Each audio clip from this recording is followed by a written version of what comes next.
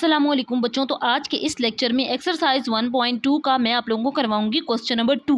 तो इस question number 2 के दो पार्ट्स हैं, 1 और 2। तो 1 के आगे मजीद ये 4 पार्ट्स हैं जिनको 1 बाय 1 मैं सोल्व करवाऊंगी। बड़े आसान से ये क्वेश्चन है। ये कहा गया है कन्वर्ट करें, इन तमाम नंबर्स को हमने कन्वर्ट करना है into improper fraction, into improper fraction. इसमें यह कहा गया है कि इसको कन्वर्ट करें इम्प्रॉपर फ्रैक्शन में। अब बच्चों यहाँ पे समझना ये ज़रूरी है कि इम्प्रॉपर फ्रैक्शन क्या होती है। जिसमें ऊपर बड़ी वैल्यू आ रही होती है, नीचे छोटी वैल्यू होती है, उसको हम कहते हैं इम्प्रॉपर फ्रैक्शन।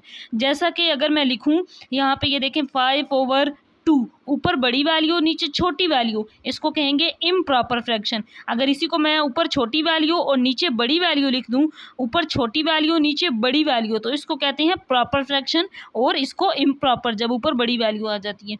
तो अब हमने इन तमाम वैल्यूज़ को कन्वर्ट करना है इम्प्रॉपर फ्रैक्शन के अंदर। तो उर्दू मीडियम स्टूडेंट्स जो हैं उनकी बुक पे लिखा हो गया गैर वाजिब कसूर में। तो हमने इसको कन्वर्ट करना है। पहले मैं ये वाला पार्ट कर रही हूँ 1 × 2/3। इसको कन्वर्ट करना है इम्प्रॉपर फ्रैक्शन में। ये एक मिक्स फ्रैक्शन है। कैसे करेंगे? 3 को 1 के साथ मल्टीप्लाई, जो जवाब आएगा उसको 2 के अंदर ऐड कर देंगे, 3 पे divide.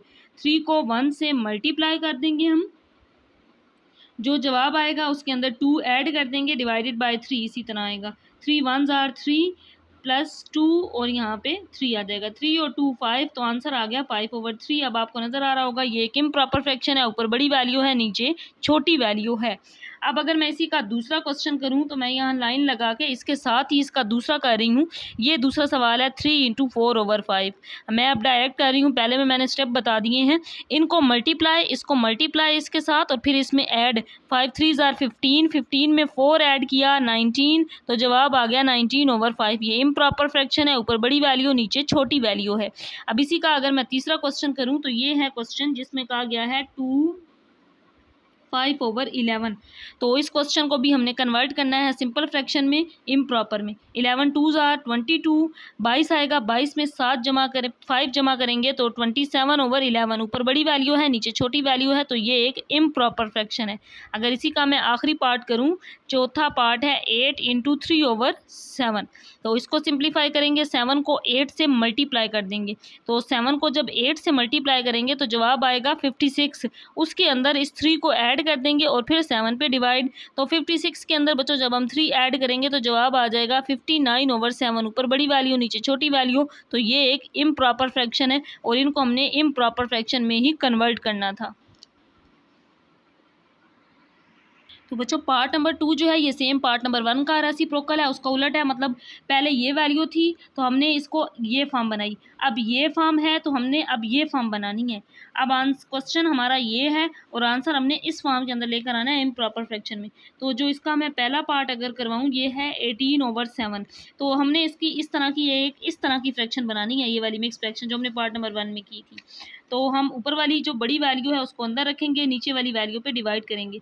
7 2s are 14, 7 3s are 21, वो तो इससे बढ़ जाएगा तो मैं 2 पे करूँगी। 7 2s are 14, माइनस करेंगे 8 में से 4 गए 4, 1 - 1 0, वो हम यहाँ पे नहीं लिखेंगे। अब ये वैल्यू आ गई तो इसको हम इस तरह लिखते हैं, पहले ये वैल्यू फिर ये और फिर उसके बाद ये। तो 2 × 4/7 ये इसका आंसर आ जाएगा। तो यही वैल्यू होगी 2 × 4/7। अब इस फ्रैक्शन को भी हमने इस फॉर्म में लेकर आना है। तो जो इसका ये दूसरा पार्ट है ये है 63/14। तो ऊपर वाली जो बड़ी वैल्यू है बच्चों इसको हम अंदर रखेंगे और नीचे वाली वैल्यू पे डिवाइड कर देंगे। अब 14 को हमने मल्टीप्लाई करना है कि इससे कम वैल्यू आए। तो 14 को अगर हम 4 से करें तो जवाब आता है 56। अब हम इनको माइनस कर देंगे, यहाँ से कैरी लेंगे 13, 13 में से 6 माइनस करेंगे तो आंसर आएगा 7। 5 - 5 0 हम नहीं लिखेंगे। तो अब आंसर ये आ जाएगा, इसको इस फॉर्म में लिखते हैं हम इस तरीके से, यानी कि पहले ये वैल्यू 4, फिर उसके बाद ये 7 और फिर उसके बाद ये वाली वैल्यू लिखते हैं 14। मिक्स फ्रैक्शन इसको हम बोलते हैं, यानी कि हमने इसको कन्वर्ट कर दिया इम्प्रॉपर फ्रैक्शन में। बाकी दोनों पार्ट्स भी मैं इसके साथ ही कर रही हूँ। ये जो तीसरा पार्ट है इसमें यह कहा गया है 43 को डिवाइड करें 13 पर, और आंसर हमने इस फॉर्म में बनाना है डिवाइड करके। 43 को अंदर रखेंगे, 13 पे डिवाइड करेंगे।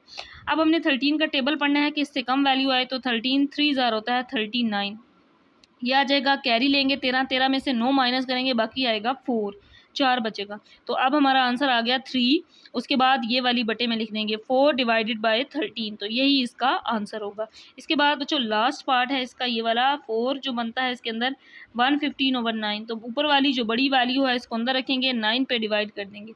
अब हमने 9 पे डिवाइड करना है। अगर यहाँ से मैं लूँ ये वैल्यू सिर्फ पहले 9, यहाँ पे 115 है, 115 को मैं किस नंबर से मल्टीप्लाई करूँ कि आंसर मेरा ये आए। अगर मैं 9 1 ज़ार 9 करूँ तो यहाँ पे आ जाएगा 11। 11 में से मैं 9 को माइनस कर दूँ तो कैरी लेंगे ना, 11 में से 9 2 बचेगा, ऊपर से 5 नीचे आ जाएगा।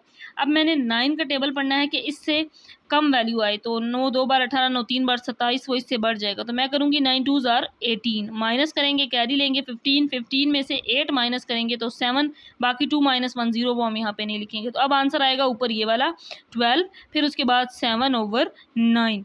तो यही इसका आंसर होगा 12 × 7/9। मिक्स फ्रैक्शन में आंसर फाइंड करना था, यही इसका आंसर होगा।